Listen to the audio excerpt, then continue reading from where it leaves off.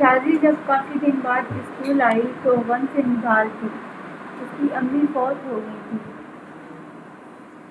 چند دنوں تک رشتہ دار عورتیں شازی کے گھر آئیں، پھر سبھی اپنے اپنے گھروں کو چلی گئیں۔ سگی خالہ کے علاوہ جو نوعمری میں ہی بیوہ ہو گئی تھی اور اب اپنے بھائی کے گھر رہتی تھی۔ شازی کی خالہ بہت اچھی تھی اور وہ اپنی بھائیوں سے بہت پیار کرتی تھی۔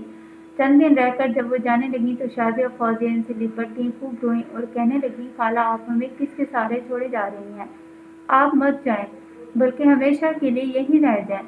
میں یہاں زیادہ دن نہیں رہ سکتی، خالہ نے کہا، میرا یہاں رہنا مناسب نہیں ہے، لوگ باتیں بنانے لگیں گے۔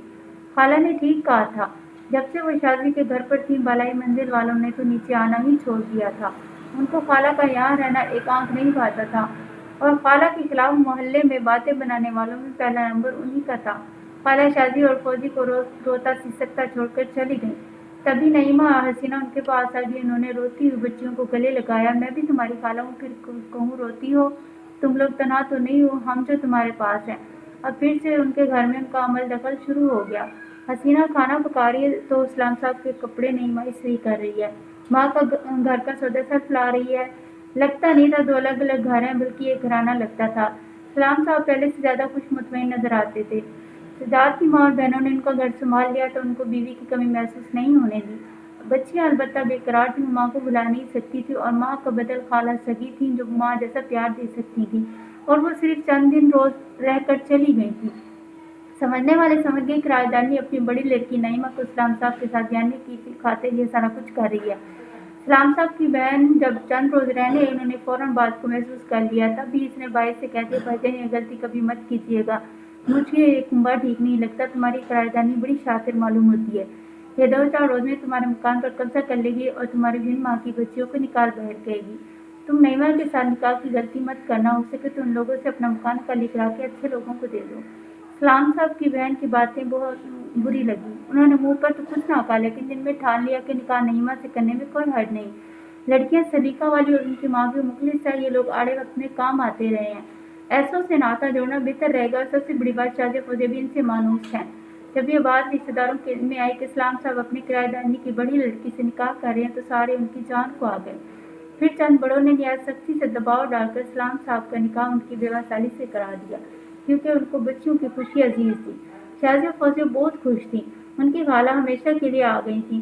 ماں کے مرنے کے بعد پہلی بار میں نے ان دونوں بہنوں کے چہرے پر سکون خوشی دیکھی۔ خالہ نے ماں کی جگہ لی تو ان سے بہت پیار شفقت کا برتاؤ کیا، لیکن اوپر کی منزل پر رہنے والوں کو ان کی پرسکون زندگی پسند نہ آئی۔ انہوں نے چپکے چپکے اسلام صاحب کے کان بھرنا شروع کر دیے، کیونکہ وہ پہلے نیچے آتی رہتی تھیں اور اب اسلام صاحب اوپر جانے لگے تھے۔ اسلام صاحب کو جانے کیا ہوا، وہ ان لوگوں کی باتوں میں آ کر بیوی کو مارنے لگے۔ خالہ کے ان جیسی امن پسند اور صلح جو آدمی سے کوئی اس قسم کی بدتمیزی کی توقع نہیں کر سکتا تھا۔ کہتے ہیں کہ عشق کا جادو سر چڑھ کر بولتا ہے۔ شاید اسلام صاحب کو بھی بڑی والی نعیمہ سے عشق کی حد تک لگاؤ ہو چکا تھا، اب ان کو اس کے سوا کوئی دوسرا نظر نہیں آتا تھا۔ انہوں نے اپنی دوسری بیوی اور اس کی بچیوں کی سگی خالہ پر وہ ستم ڈھائے کہ خالہ ان ظلموں سے تنگ آ گئی۔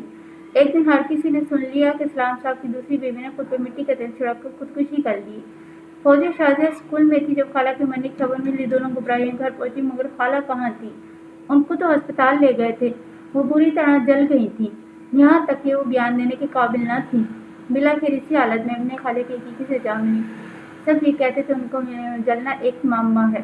شازی مجھ کو کہتی تھی کہ تم مانو نہ مانو، میری خالہ خود نہیں جلی بلکہ ان کو اوپر والوں نے جلایا ہے، کیونکہ وہ خالہ کے آنے سے خوش نہیں تھی۔ شازیہ ابھی میٹرک میں تھی، اس کے والد نے تیسری شادی نعیمہ سے کی۔ اس کے بعد شازیہ فوزیہ کو سکول آنا بند ہو گیا۔ میں امی کو لے کر ان کے گھر گئی کہ معلوم کروں وہ کہاں ہیں، سکول کیوں نہیں آ رہی۔ تبھی شازیہ نے بتایا، میری فوزیہ کی پڑھائی نعیمہ باجی نے چھڑوا دی ہے۔ پہلے یہ ہمارے گھر کام کرتی تھی ابو کو خوش کرنے کے لیے، مگر اب ہم سے ہمارے اور اپنے دونوں گھروں کا کام کرواتی ہیں۔ اتنی ظالم ہے کہ کیا بتاؤں، اف نہیں کرنے دیتی۔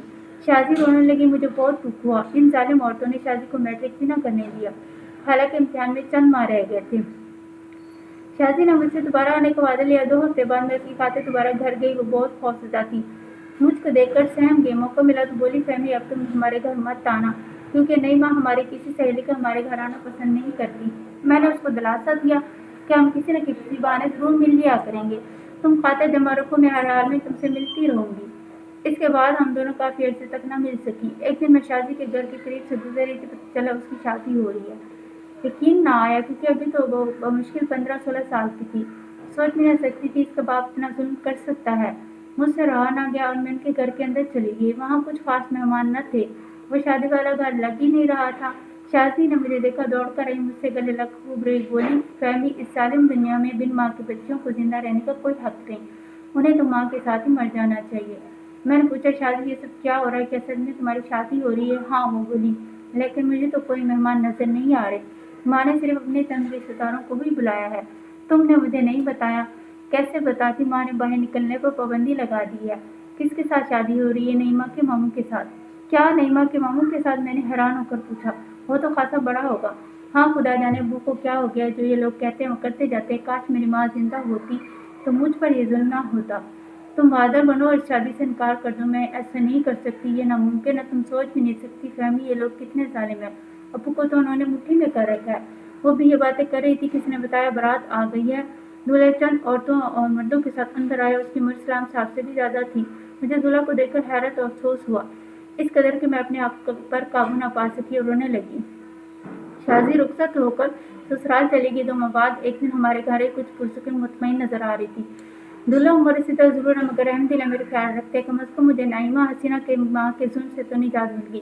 پھر ڈنڈیا بھر کر بولی، اب مجھے فوزیہ کی فکر ہے، خدا جانے وہ تینوں اس بیچاری کا کیا حال کرتی ہیں۔ میں نے پوچھا، ان کا لڑکا سجاد قائم ان کو چھوڑ گیا اور کسی امیر آدمی کا داماد بن گیا، اب وہ آتا ہی نہیں۔ خدا کی لاٹھی بیواد ہے، نعیمہ کے گھر بچی پیدا ہوئی مگر بچی عجیب الخلقت تھی، اس کے منہ کے اوپر والا حصہ نہیں تھا، اس کا نچلا دھڑ ناکارہ تھا، وہ لڑکی دودھ اور پانی بھی نہ پی سکتی تھی۔ 3 ماہ ہسپتال رہ کر وہ فوت ہو گئی۔ دوسرے ہسپتالوں سے ڈاکٹر دور دور سے اس کو دیکھنے آتے تھے۔ اس حادثے نے صرف چند دن نعیمہ کے دل پر اثر کیا، وہ اپنی ماں بہن کو منع کرتی تھی، فوزیہ پر رحم کیا کرو، اس کی بد دعا سے مجھے ایسی اولاد ہوئی ہے۔ اگر آپ کو میری اسٹوری اچھی لگی ہے تو پلیز اس چینل کو سبسکرائب کریں۔ Thanks for watching.